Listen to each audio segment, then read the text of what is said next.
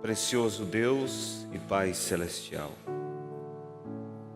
nós estamos na Tua bendita presença.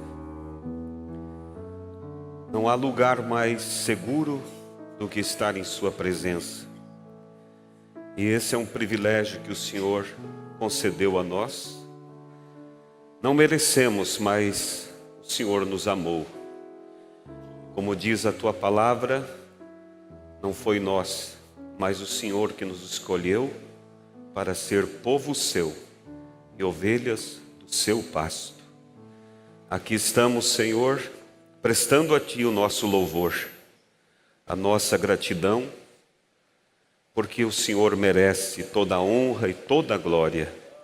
Receba, Pai, os hinos, receba o amém, o aleluia de Teu povo. Nós Te amamos, Senhor. Nós Te adoramos e agora rogamos que o Senhor possa, ó Deus, vir através da palavra para nos alimentar, como sempre o Senhor tem feito.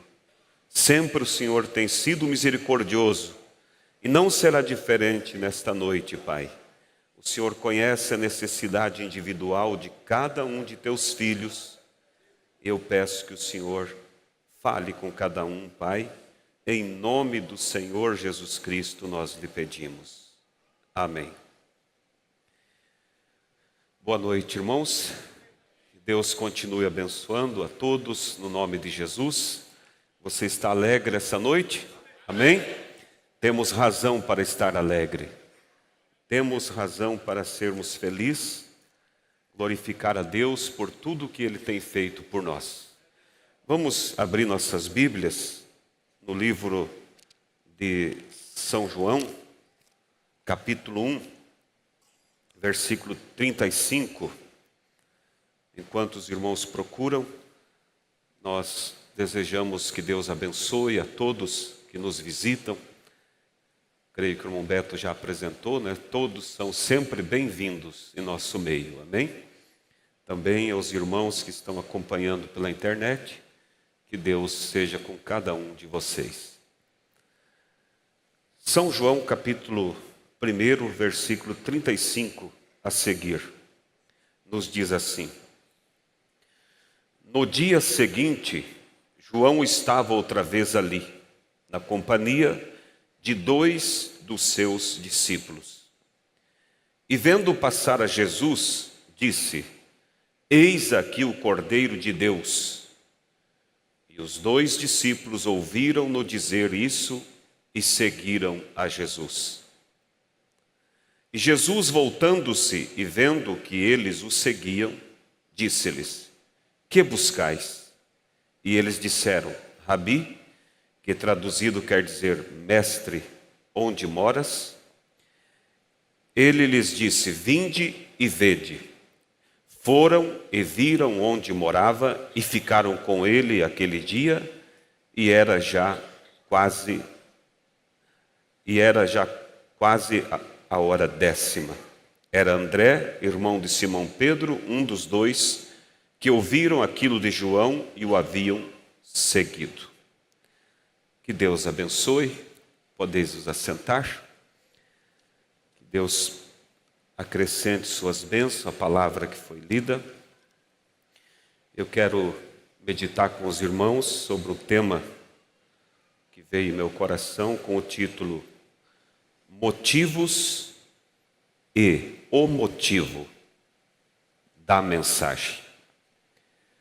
Hoje pela manhã o pastor Febrônio nos falou sobre os sinais, entre tantos assuntos que foi falado, ele mostrando sobre os acontecimentos, e os irmãos que estavam aqui ouviram sobre que cada presidente em qualquer nação que sobe ali, ele tem uma missão para cumprir.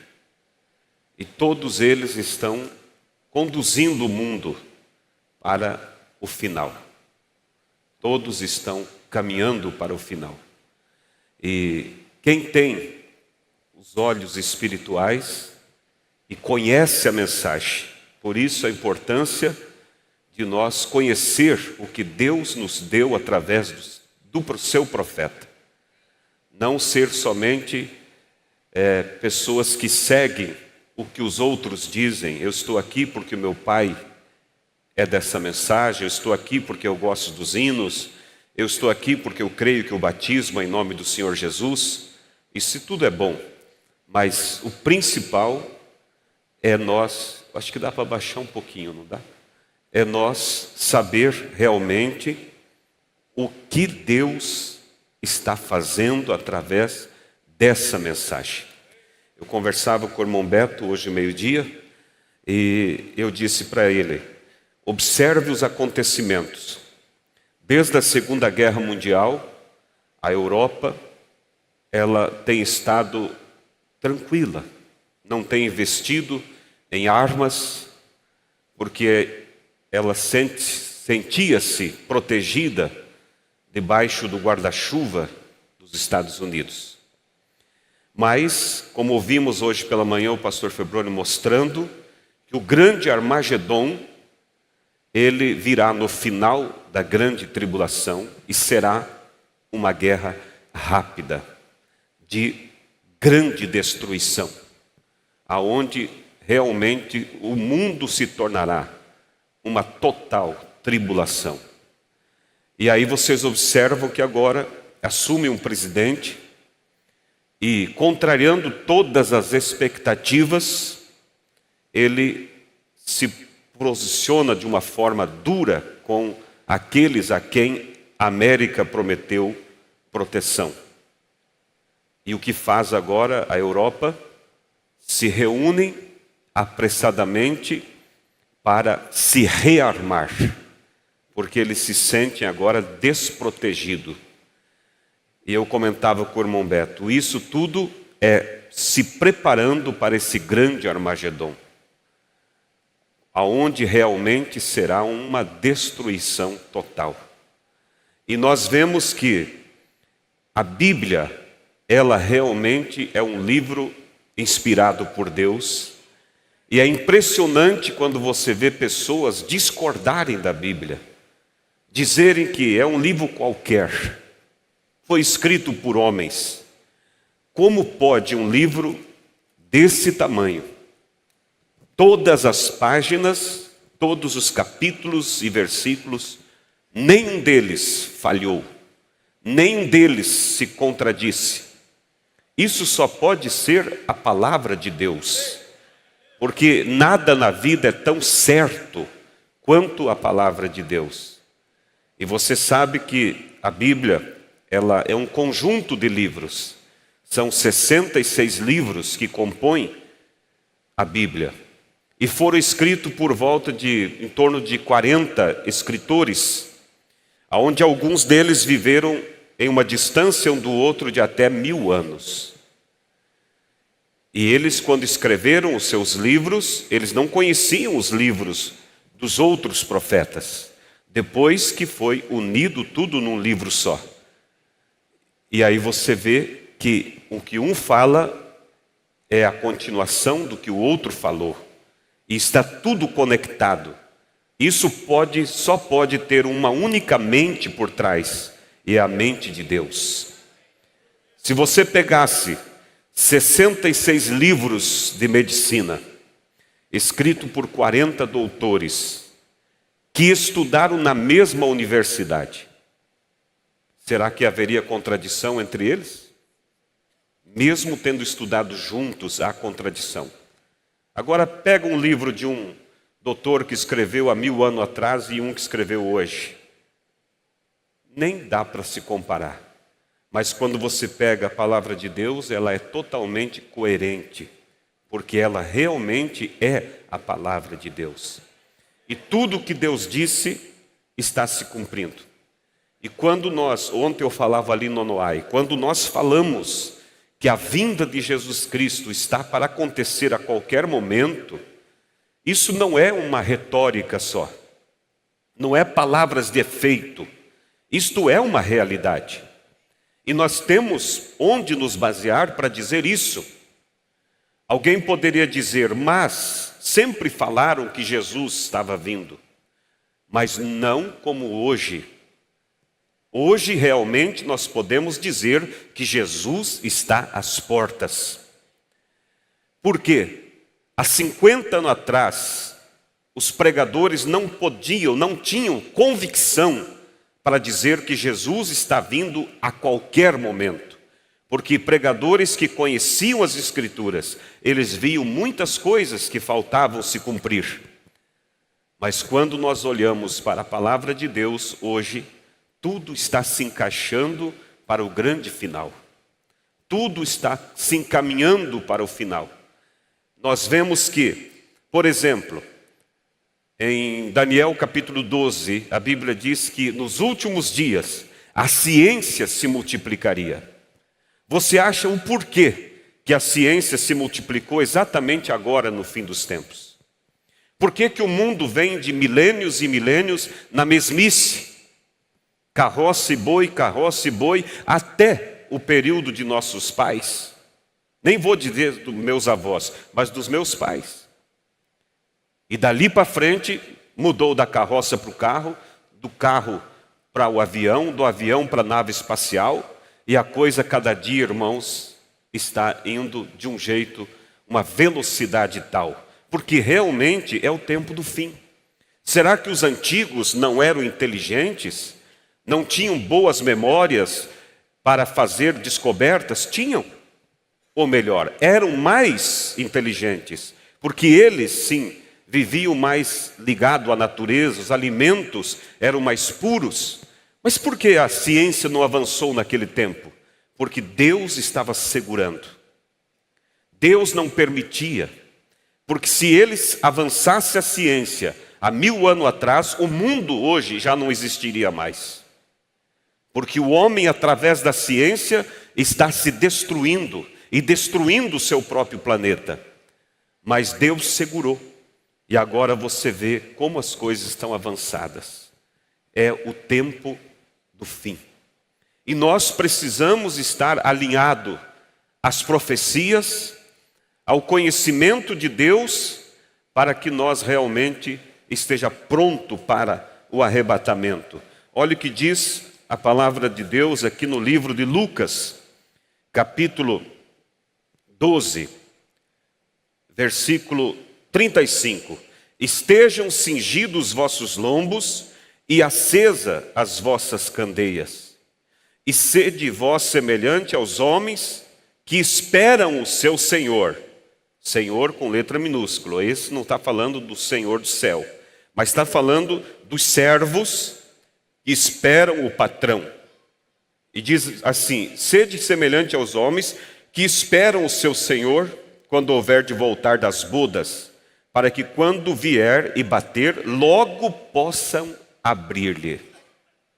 Ou seja, se aquele homem, aquele servo, ele sabe que o seu Senhor, seu patrão, está voltando esta noite, mas ele não sabe se é no início da noite, se é pela metade da noite ou se é pela madrugada.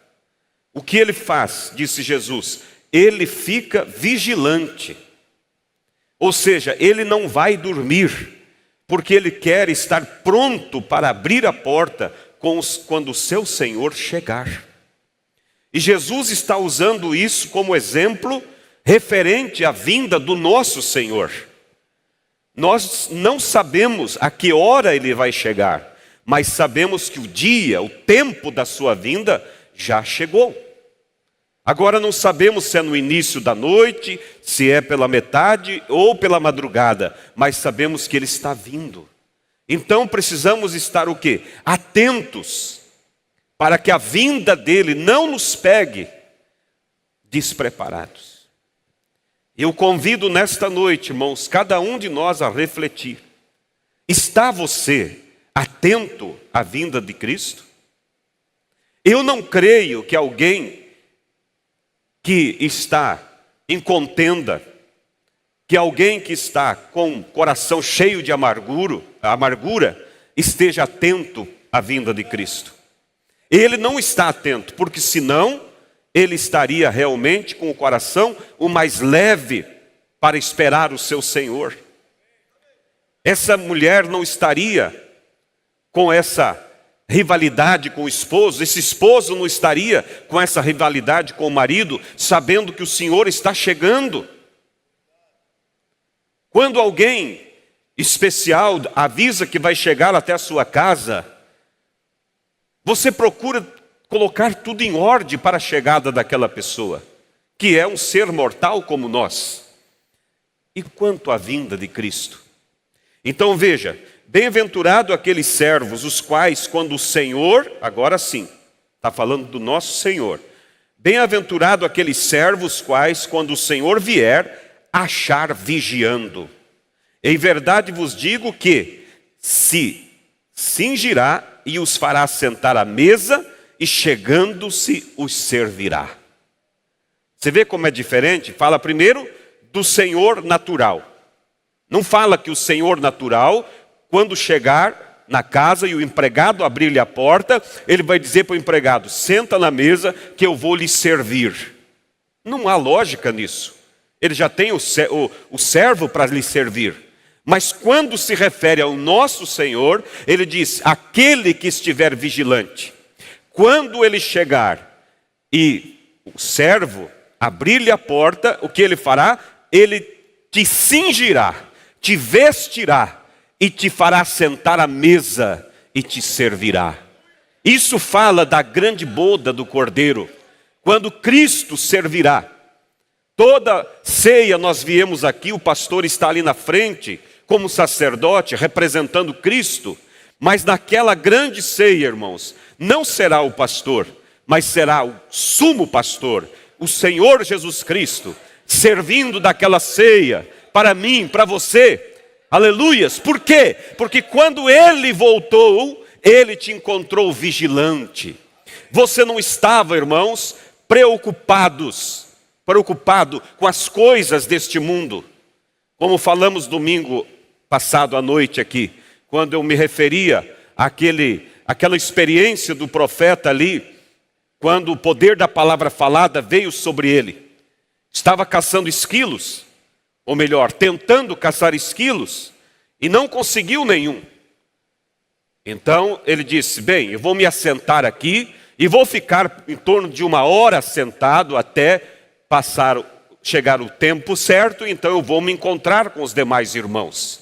E o que ele fez? Quando ele se assentou e encostou suas costas sobre uma árvore e colocou os pés sobre a outra, como eu fiz uma encenação aqui, eu disse, ele não pegou o celular e começou a olhar o TikTok para passar tempo, como às vezes fazemos, e facilmente alguém pode ficar 2 horas ali, perdendo tempo, mas o que ele fez? Ele começou a meditar nas Escrituras.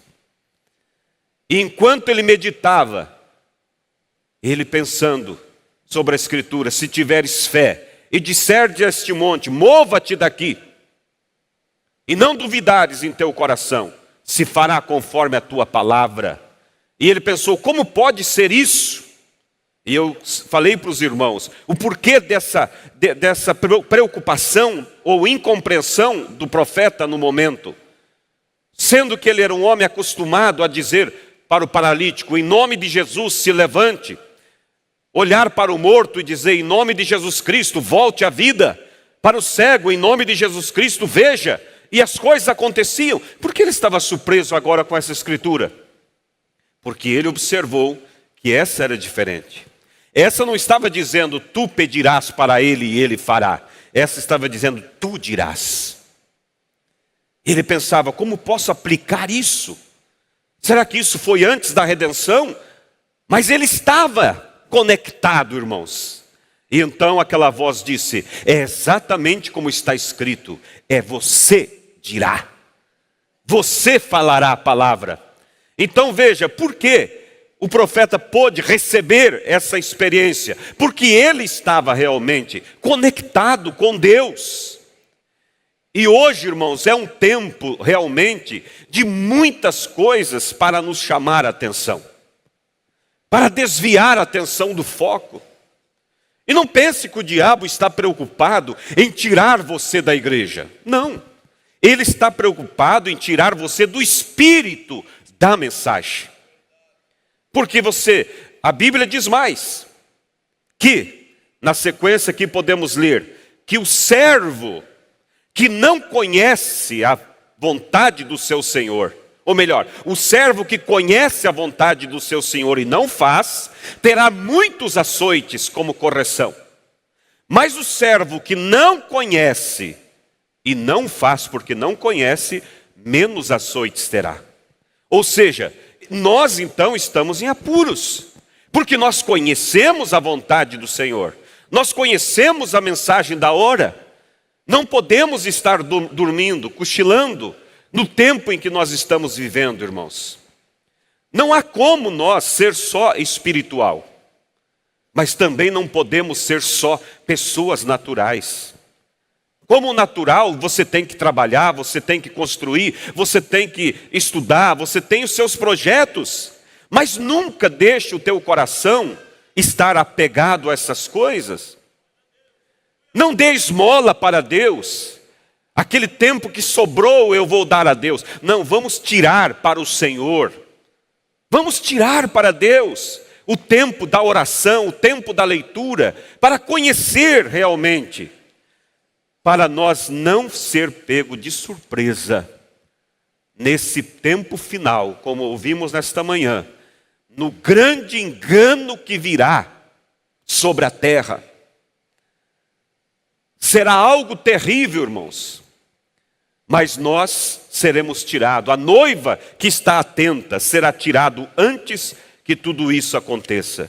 Agora, por que eu dei o tema motivos, ou melhor, motivos e o motivo da mensagem? Vamos começar aqui em João Batista. Ele foi um mensageiro para aquele tempo. Se perguntasse para aquelas pessoas que andavam, porque lembre-se, João Batista não tinha o dom da cura. Mas mesmo assim, a palavra que ele pregava era tão poderosa que multidões vinham para ouvi-lo. Lhe cercavam multidões, porque a palavra, irmãos, era poderosa. E havia muitas pessoas que eram seguidores de João Batista, discípulos de João. Se pudéssemos voltar o tempo e chegar até eles e dizer: ei, qual o motivo desse seu profeta ter vindo à terra? Eles teriam muitos motivos para apresentar. Olha, ele veio para falar contra o pecado. Ele veio para chamar as pessoas ao arrependimento. Ele veio para condenar a situação do nosso rei, o pecado. Ele tem dado mau testemunho, casado com a sua própria cunhada. Ele veio para mostrar o que é realmente ser puro. Ele veio para batizar, eles tinham muitas coisas para dizer. E realmente eles estavam certos em tudo isso. Mas veja que quando ele manifestou o motivo principal, porque muitos motivos ele cumpriu na sua vinda. Muitas coisas ele fez, mas havia algo principal que ele veio para fazer. E quem percebeu?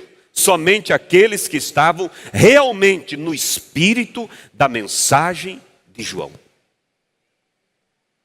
Quando João Batista estava ali, batizando aquelas multidão, fila enorme para ser batizado, pessoas maravilhadas com a forma com que ele pregava, com as coisas que ele manifestava através do seu ministério. Mas quando de repente Jesus chega para ser batizado, e Deus tinha dito a João Batista: aquele que você vir sobre ele uma luz descendo, uma coluna de fogo, este é o enviado, este é o Cordeiro que tira o pecado do mundo.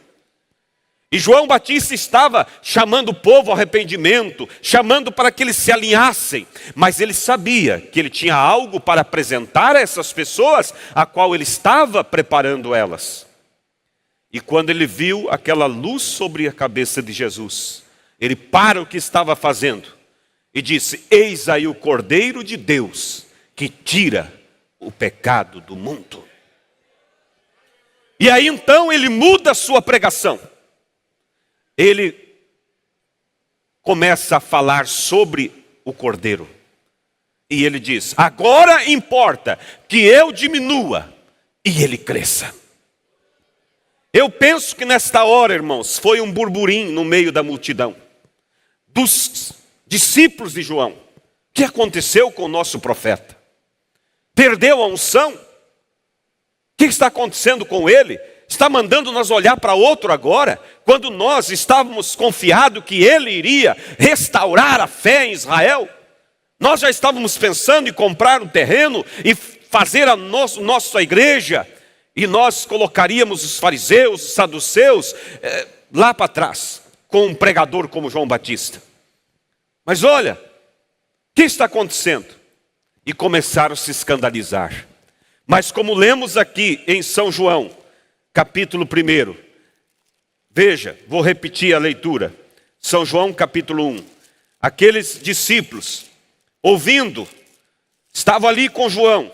E eu penso, irmão, que esses discípulos que a Bíblia se refere aqui, quando eles tinham seus cultos domésticos com suas crianças, eles reuniam e diziam assim: olha, filho, sabe que todos nós, nossos pais, nossos antepassados, sempre têm esperado pelo Messias. Sim, papai, eu ouvi o sacerdote falando sobre isso, que o Messias virá, será o restaurador de Israel.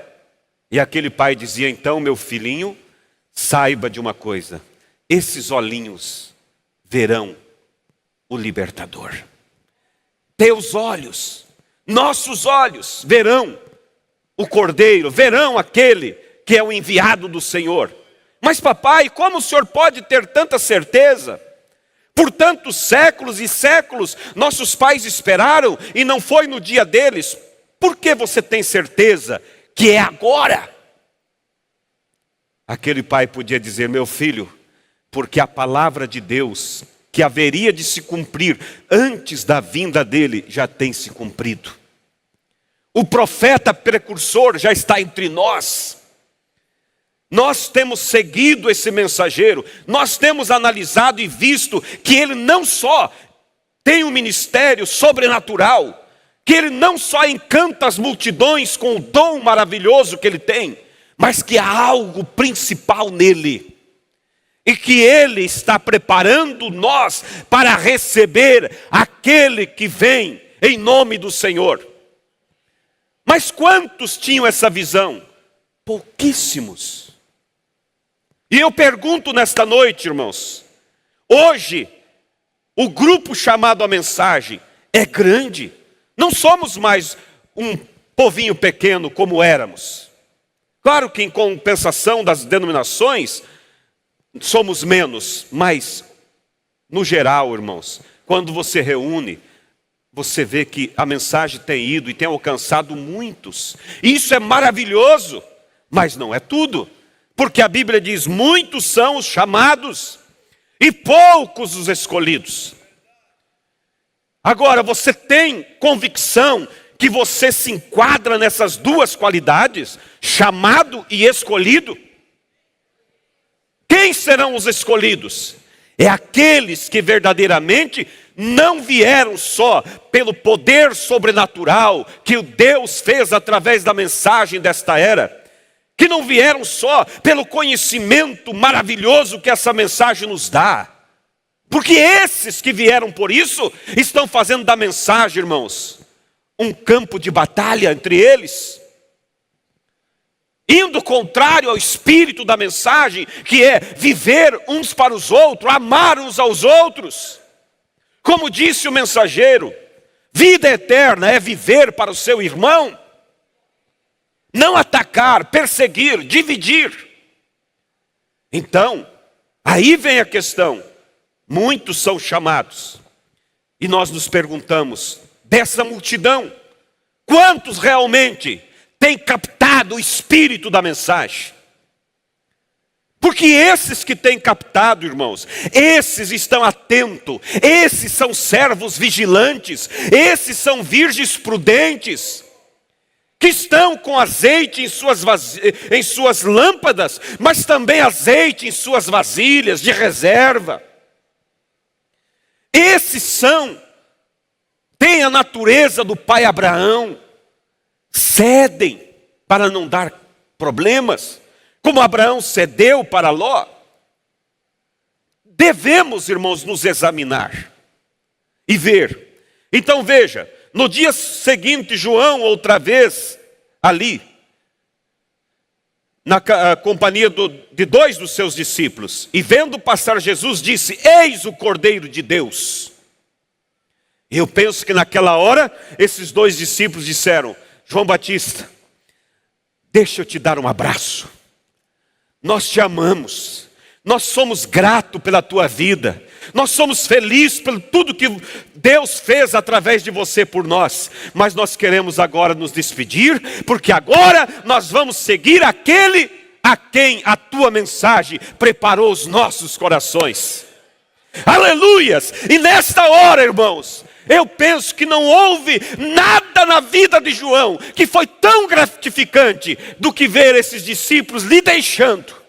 Mas não lhe deixando porque renunciaram, mas indo em busca daquele pelo qual a sua mensagem realmente estava apontando.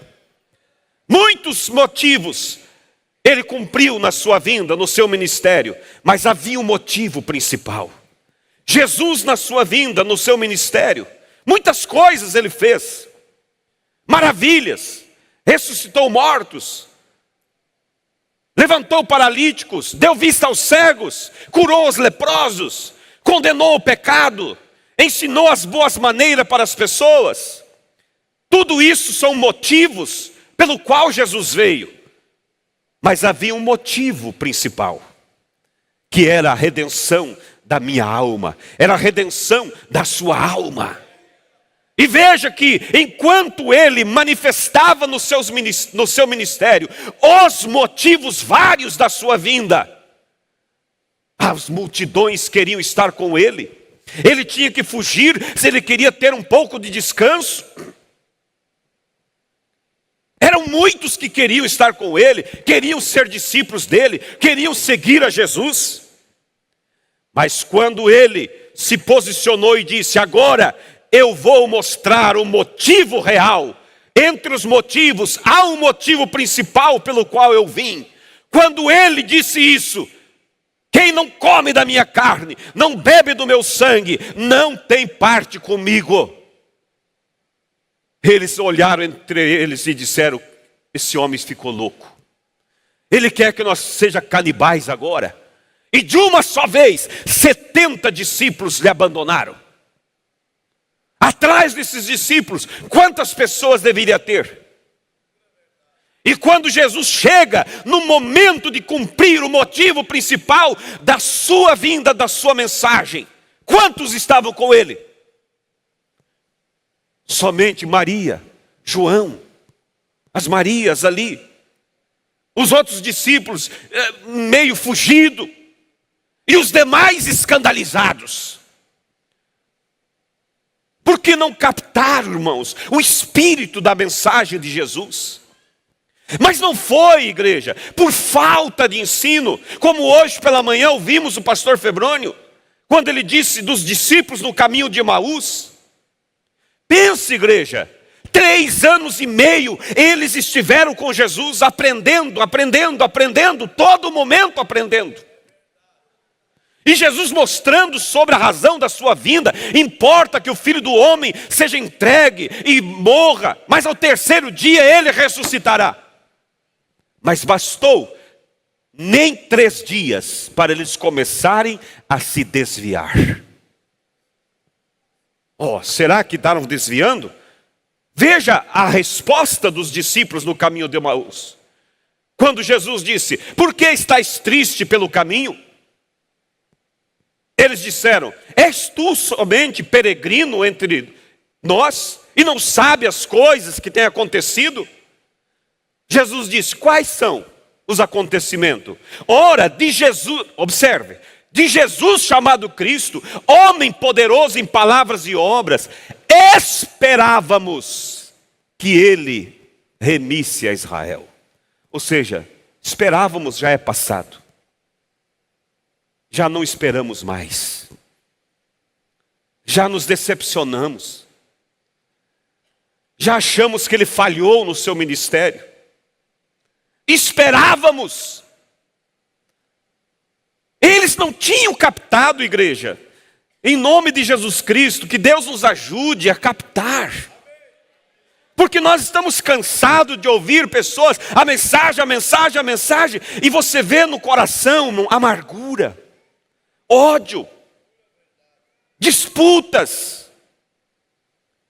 coisas que nem se devem nomear. E você diz, meu Deus, são pessoas que crêem na mensagem. Uma vez alguém disse para mim, eu visitando alguém que estava desviado em uma outra cidade fora, e eu disse para ele, irmão, é tempo de voltar. Olha o tempo que estamos vivendo. E ele, para argumentar sobre a razão de estar fora, ele disse, fizeram da mensagem uma colcha de retalhos. Em outras palavras, não me adianta voltar. Eu disse, não, senhor. A mensagem continua sendo a mensagem. Homens podem ter criado grupos e grupos, mas a mensagem não é uma colcha de retalho. A mensagem é a fé para o rapto. É realmente o caminho para a vida eterna. E o profeta desta era disse, igreja, que a mensagem não iria se denominar. Haverá um povo que seguirá até o final, na linha da mensagem, no espírito da mensagem. E eu estou lutando para estar entre esses. Eu creio que você também. Jesus, quando ouviu essa palavra, esperávamos que ele fosse remir a Israel. Ele disse, tardos e nécios de coração, duros de entendimento para compreender as Escrituras. E então ele chamou eles para dentro das Escrituras. E aí então eles captaram o espírito da mensagem e compreenderam que a verdadeira razão que Cristo veio não era, irmãos, para levantar um império na terra. Não era para disputar com fariseus e saduceus, mas sim redimir a alma de cada um de nós.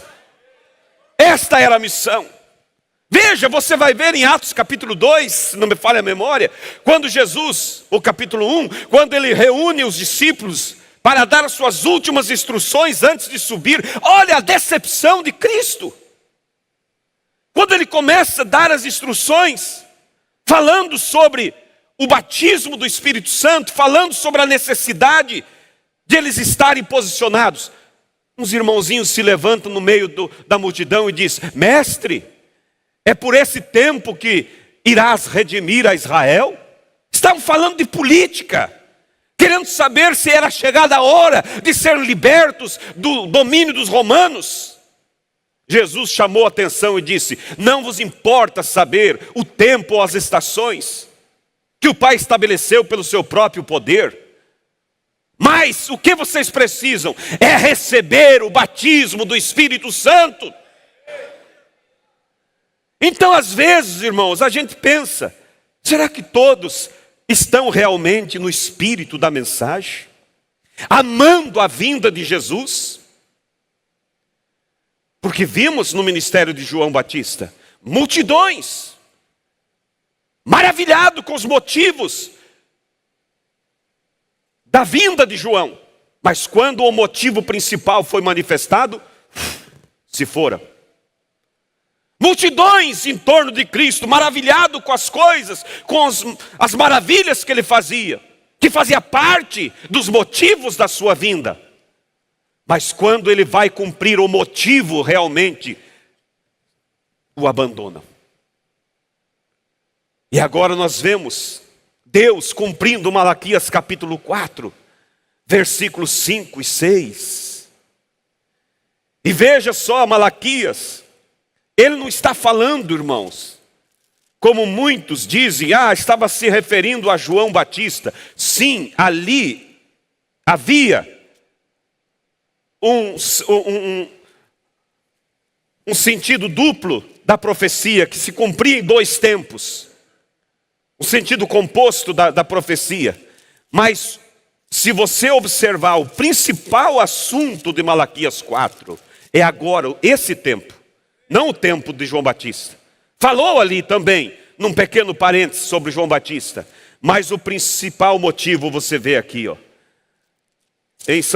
Eu vou ler para vocês. Malaquias, vocês conhecem, mas para que nós, ó. Veja só. Porque eis que aquele dia vem ardendo como forno. Esse é o dia de João Batista? Não. Eis que aquele dia vem ardendo como forno. Todos os soberbos e todos os que cometem impiedade serão como palha. E o dia que está por vir os abrasará, diz o Senhor dos Exércitos. De sorte que lhes não deixará nem raiz e nem ramo. Não estava falando de João aqui. Mas para vós que temeis o meu nome, para vocês, igreja de Chapecó, que teme o meu nome, antes que seja queimado e não sobre raiz nem ramo, o que vai acontecer? Para vós que temeis o meu nome, nascerá o sol da justiça, e salvação trará debaixo das suas asas. E saireis e crescereis como bezerros do cevadouro. E aí ele segue falando, e pisareis os ímpios, porque eles se farão cinza debaixo das plantas de vossos pés naquele dia que farei, diz o Senhor dos Exércitos. Aí indo agora para o versículo 5. Eis que vos envio o profeta Elias, antes que venha o grande e terrível dia do Senhor. Até aqui ainda não se referiu a João Batista, porque o grande e terrível dia é agora. E converterá o coração dos pais aos filhos. Aí sim ele abriu um parênteses para falar de um mensageiro que vinha antes da sua primeira vinda, com a mesma unção de Elias, convertendo o coração dos pais da lei para os filhos que surgiram através da mensagem da graça, através de Cristo. E o coração dos filhos aos seus pais. Aí se refere a nós. Agora, essa mensagem que Deus enviou, para que ela veio? Se perguntássemos qual é os motivos de Deus ter enviado esse mensageiro, nós poderíamos citar aqui uma lista enorme. Olha, ele veio para condenar o sistema denominacional. Esse é um dos motivos. Ele veio para ensinar que o batismo é em nome do Senhor Jesus Cristo. Esse é um dos motivos. Ele veio para mostrar que não há uma trindade, mas um único Deus. Esse é um dos motivos. Ele veio para revelar os selos. Esse é um dos motivos. Mas qual o verdadeiro e principal, não digo verdadeiro, porque todos são verdadeiros motivos. Qual o principal motivo? É trazer a vida de volta para dentro da semente. Por quê? Porque agora, irmão, é tempo da colheita. Entenda isso. Nos dias de João Wesley, nos dias de Lutero, nos dias dos outros mensageiros, não era tempo da colheita. O profeta diz assim: a mensagem de Wesley foi justificação. A mensagem de Lutero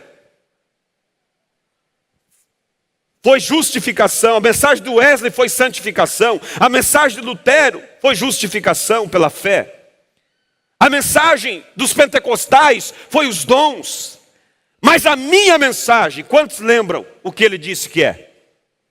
Ele concentra em um tópico. A minha mensagem é o sinal. Ou seja, as demais coisas que ele fez fazem parte da mensagem e é importante e nós precisamos. Porque não tem como chegar à perfeição tendo somente uma parte. Mas o perigo, irmãos, é captar os motivos bons da vinda do mensageiro e errar no motivo principal. Porque o motivo, a mensagem, se vamos concentrar em um tópico só, a mensagem é o sinal, o batismo do Espírito Santo, a vida de volta no grão. Então, se é assim, eu posso, irmãos, conhecer toda a mensagem, eu posso conhecer todos os milagres que Deus fez através do profeta, eu posso saber ensinar todos os mistérios que foram revelados e ficar fora do arrebatamento, se eu não captar o espírito da mensagem. Se eu somente pensar que a mensagem veio para trazer conhecimento e me encher a cabeça e me fazer orgulhoso, porque o que muitas pessoas que dizem crer na mensagem são pessoas orgulhosas, sem sentimento nos corações, usam da mensagem para humilhar, para desfazer. Às vezes a pessoa, irmãos, eu já vi isso, estava vivendo num mundo moído, judiado pelo diabo, e foi resgatado pelo ensinamento da cruz, e vem te contar, eu mudei de vida, eu aceitei Jesus, e ele diz assim, ó, de nada adianta, se você não há da mensagem, você está perdido. Julgam. Lembre-se, não haverá só os salvos da noiva. Deus tem homens, o profeta respeitava os mensageiros, ou melhor, os pregadores do seu dia.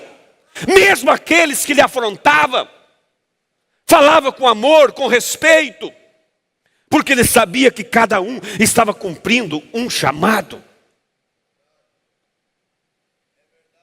Quando Deus, irmãos, veio para se manifestar a Abraão, e ele deu-se a conhecer a Abraão pessoalmente, comeu com Abraão, conversou com Abraão, mas lembra-se, havia uma outra igreja, que também era de Deus, era a igreja de Ló.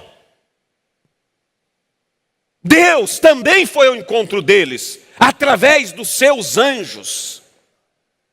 E quando Abraão soube que o seu irmão tinha sido levado por aqueles reis que vieram, fizeram a guerra e levaram como cativos, o que ele fez? Ele não se assentou lá e disse, Sara, está vendo? Está pagando pelo que ele fez. Lembra? Tivemos que perder o nosso bom pasto, perdemos nossas boas fontes. Agora está pagando. Não é predestinado mesmo. Se fosse, estaria com nós. Se fosse, não teria ido a Sodoma. Não, ele não falou isso, irmão. Ele reuniu os seus criados, pegou nas armas, foi e libertou o seu sobrinho. Esse é o espírito da noiva, irmãos. Esse é o espírito da noiva. Irmãos, eu não me preocupo se eu pregar e ganhar alguém, não vir para estar aqui na mensagem. Mas se ele vier para Cristo, é o importante. Nós temos que saber que a noiva é um povo especial. E o profeta ensina isso de uma maneira muito clara. Ele diz, é como a costureira, ela pega um tecido, o tecido é bom, o tecido é de qualidade, ela pega o molde, coloca sobre o tecido, corta e faz daquele tecido uma obra-prima, faz uma veste. E sobra retalhos. Mas aqueles retalhos não vai ser jogado fora. Ela vai usar em uma outra coisa. Mais simples, mas ela vai usar. E o molde de Deus é a sua palavra na totalidade. E Deus trouxe através do mensageiro e colocou. E Deus tem tirado desse tecido chamado cristãos. Ele tem tirado um povo especial, zeloso e de boas obras. Mas o restante vai ser jogado fora? Não! Se faz parte do tecido, se faz parte do sangue de Cristo, eles estarão ali. Agora, irmãos, precisamos realmente viver à altura desse privilégio de ser o molde principal. Ou se não, como eu disse no início aqui, aquele servo que conhece a vontade do seu Senhor e não o faz, sofrerá muitos açoites. Nós conhecemos, igreja, que Deus nos ajude. São tempos trabalhosos, são tempos enganosos, são tempos de entretenimentos que tem para escolher. E mais, o diabo tem se especializado com entretenimentos que não são errados, mas que tira o tempo das pessoas. Não pode mais ter comunhão com Deus, Porque é muita coisa para se ocupar com coisas boas. E nós precisamos olhar. Estou eu como servo vigilante? Acordado?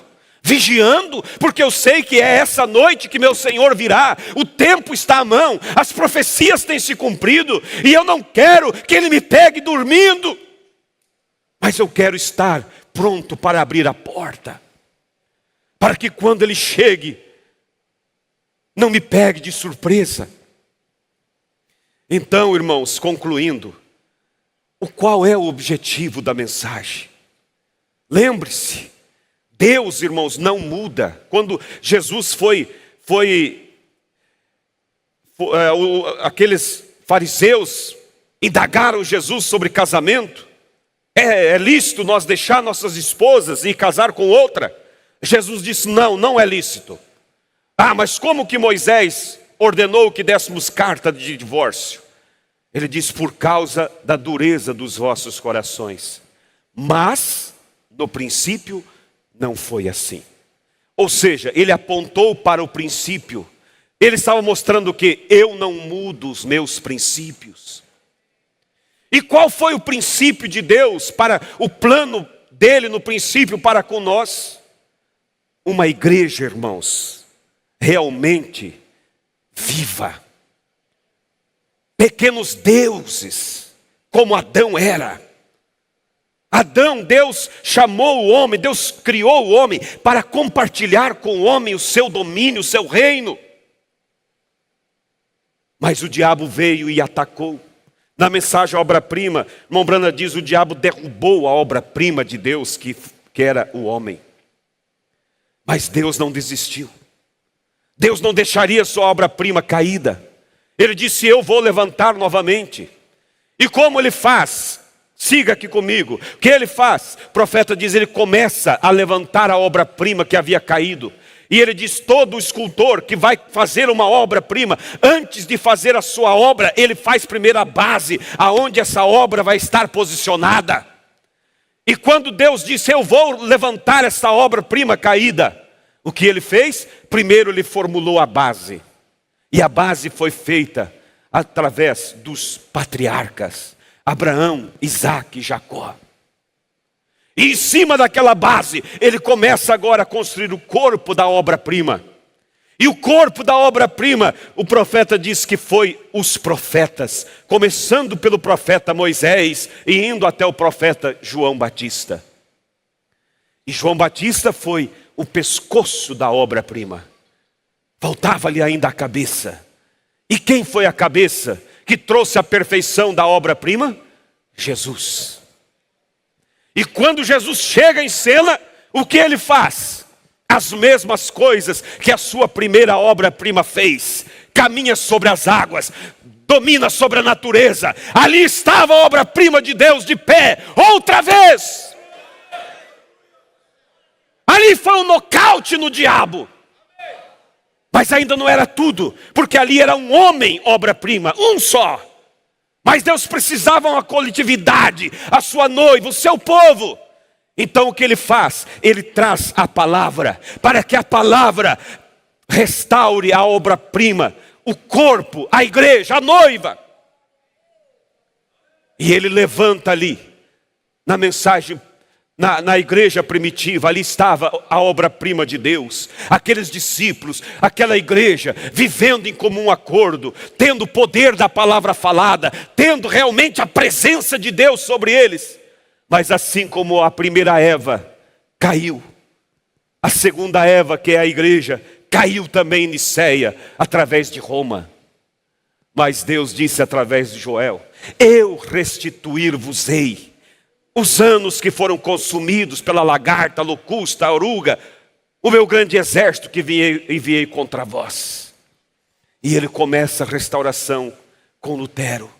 Ele prossegue com Wesley. Ele vai adiante com os pentecostais. E agora, com Malaquias capítulo 4, ele traz a totalidade da palavra, irmãos.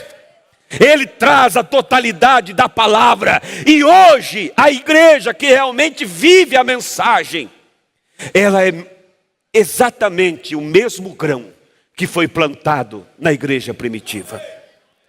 O mesmo grão que caiu ali em Niceia, exatamente.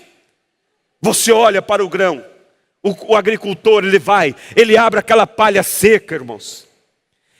É o momento mais feio da roça, é quando chega o tempo da colheita. Aquele milho está seco, empoeirado, dobrado, descabelado, feio. Mas o agricultor vai lá e abre aquelas palhas sem vida, e lá dentro ele enxerga o grão, o mesmo grão que ele plantou. E quando ele enxerga o mesmo grão, ele diz assim: valeu a pena, valeu a pena. É hora da colheitadeira vir, é hora da ceifa vir, porque o mesmo grão que eu vi no início está aqui agora. E eu me pergunto e pergunto a vocês: porventura não é esse o tempo que estamos vivendo? Houve um tempo em que o sistema religioso estivesse mais feio do que hoje? Caído, dobrado como um milho seco, dobrado para a política, para o mundanismo, para o carnaval até mesmo. É carnaval evangélico, é tanta coisa.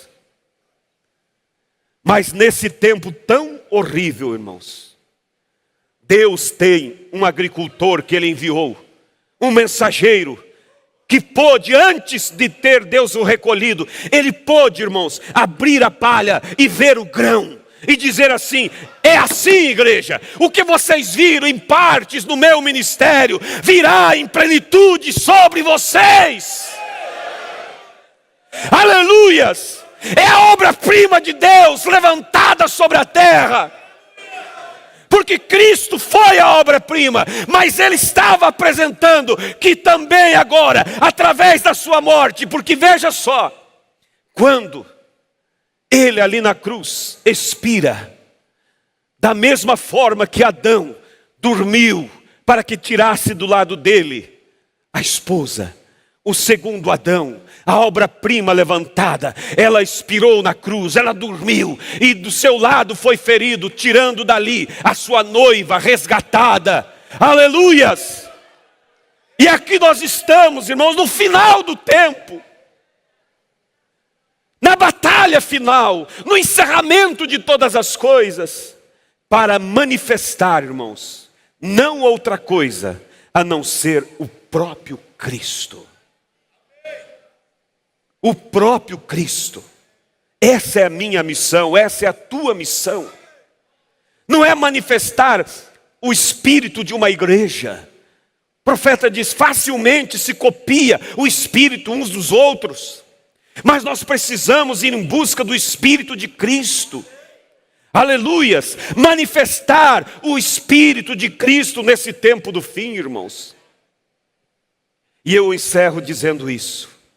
Mesmo alguém tendo vindo por todo o processo da restauração e chegado até o grão, mas ainda não é tudo.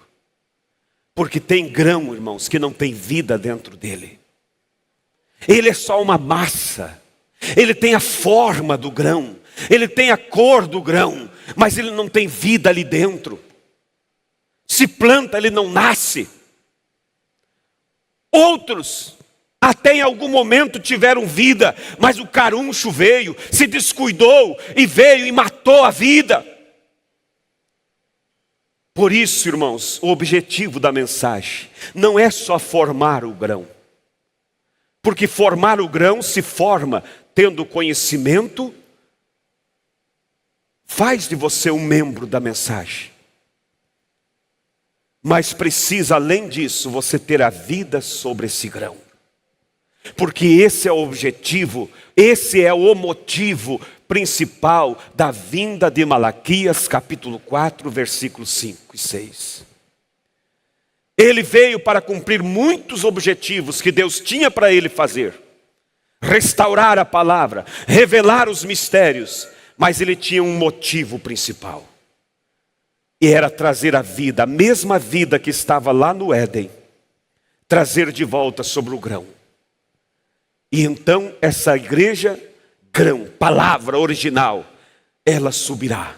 Vamos nos colocar de pé, irmãos. Esse é o tempo que nós estamos vivendo. Esta é a hora que nós estamos vivendo.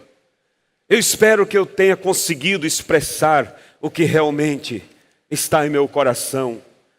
Mas que Deus nos ajude, irmãos. Devemos, é bom cultos que nós ouvimos dizer que somos uma super raça, que nós saltamos, pulamos, glorificamos. É bom, mas às vezes precisamos também de uma chacoalhada assim para dizer: ei, você está pulando a altura que você vive?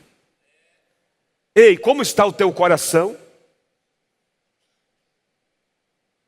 Feche teus olhos nesse momento. Essa é a hora final que estamos vivendo, irmãos. Tudo está mostrando que Cristo está vindo. É a hora do arrebatamento. É hora, irmãos, de nós fazermos como os discípulos que vimos aqui, discípulos de João. Eles captaram o objetivo da vinda, o objetivo principal da vinda de João Batista. E eles agradeceram, foram felizes, gratos pela vinda do mensageiro. Mas eles agora tinham que seguir, porque a mensagem lhes conduzia a Cristo. Nós, por muito tempo, estamos caminhando na mensagem. Somos gratos. Cada mensagem que lemos nos dá conhecimento. Alegra-nos saber tantas coisas que teólogos não sabem. Mas, irmãos, não deixe de captar também o motivo principal da vinda dessa mensagem: trazer a vida para dentro do grão. Será que vocês entenderam? A mensagem tem o motivo de nos fazer grãos, mas não só nos fazer grãos, mas colocar a vida dentro deste grão. Um crente da mensagem, que conhece a mensagem, ele torna-se um grão. Ele tem o mesmo batismo, ele tem a mesma ceia, mas ele precisa ir mais, ele precisa ter a vida. E o profeta de Deus disse: você diz, eu sou da mensagem. Ele diz: tu não me diz nada com isso, se não tiver o sinal. Pai, Deus eterno, eu olho, Senhor, o barulho ali fora, o zumbido, Senhor, das grandes ondas, a inquietação dos governos. Ó Deus, a morte espiritual sobre o mundo chamado cristão. É uma roça seca, é uma roça caída, mas Senhor, o Senhor tem sementes que estão, ó Deus, manifestando a tua natureza, Pai. E o objetivo do Senhor através dessa mensagem é nos transformar, nos levar a ser a deidade de Jesus Cristo na terra. Oh meu Deus, isso é algo grande, Pai. E todos fomos chamados, mas não queremos ficar nesse primeiro estágio, Pai, de chamados somente. Queremos ser escolhidos, queremos ter a vida dentro do grão, queremos ter o espírito da mensagem. Pai, nos desperta, Senhor, em nome do Senhor Jesus. Abre nossos corações, Pai, e desperta-nos para a hora em que estamos vivendo. Manifesta em nós o teu sinal, manifesta em nós a tua presença sobrenatural, Pai. Aquela unção, aquela atmosfera que havia na igreja primitiva. Ó Deus, a hora está voando, o tempo está se esgotando, Senhor. E eu peço por mim, eu peço por cada irmão. Às vezes, Pai, nós negligenciamos. Estamos, ó Deus, como ouvimos outro dia o pastor falando, acostumado com as coisas certas. Mas um dia o Senhor se enojou de Israel, que estava fazendo as coisas certas, mas como costume, como tradição. E o Senhor disse: eu estou cansado e já não posso mais suportar isso. Deus, que quando o Senhor olhar para essa igreja, o Senhor não sinta esse repuno, o Senhor não sinta, Pai, essa situação, mas o Senhor sinta prazer. Como disse o teu profeta, o teu mensageiro: eu não tenho objetivo de criar um grupo, Eu não tenho objetivo de criar uma confraternização ao meu redor, mas eu tenho um objetivo só: levar esta igreja a um relacionamento com Deus. Oh Deus, como o Senhor me mostrou certa vez naquele sonho, quando eu vi alguém dizendo: a crise não afetou o Brasil. Foi o que disseram, Pai, nos anos 2008, como ouvimos esta manhã falando sobre aqueles problemas. E mesmo o presidente da época caçoou e disse que foi só algumas marolazinhas, Pai. E naquele sonho, Senhor, eu ouvi, quando alguém disse que a crise não tinha nos atingido, eu olhei para o lado, Senhor, e vi aquele grande tsunami que vinha sobre essa nação, Pai. E quando isso vinha, aquele tsunami, Pai, o pastor Febrônio ao meu lado falou naquela visão, naquele sonho: o pico mais alto da vida cristã é a intimidade com Deus. Pai, eu sei que nós estamos nos aproximando para esse momento. Virá como um tsunami, Pai, como uma devastação sobre a terra. Será algo rápido, ó Pai. Mas aqueles que estiverem em uma comunhão contigo, Pai, em uma intimidade contigo, Senhor, eles serão tocados pela fé de rapto e subirão ao encontro do Senhor. Ajuda-nos, ó Pai, desperta essa igreja, desperta essa noiva nesta nação, desperta a noiva ao redor da terra, Pai. Quebra o orgulho, nos faça humildes, ajuda-nos, Senhor, porque a hora é avançada, Pai. E nós agradecemos por toda a mensagem, por todo o conhecimento, por tudo que tem nos dado. Mas nós queremos aquilo que é principal, junto com essas demais coisas, Pai. Eu oro agora perante Ti. Aquilo que o Senhor colocou em meu coração, Pai, eu coloquei diante da igreja. Eu não posso fazer melhor do que o Senhor. Unja agora essas palavras, Pai, e nos leve a meditar sobre isso e a estar mais profundamente conectados contigo, Pai. No nome do Senhor Jesus nós lhe pedimos. Aleluias. Você pode dizer aleluias.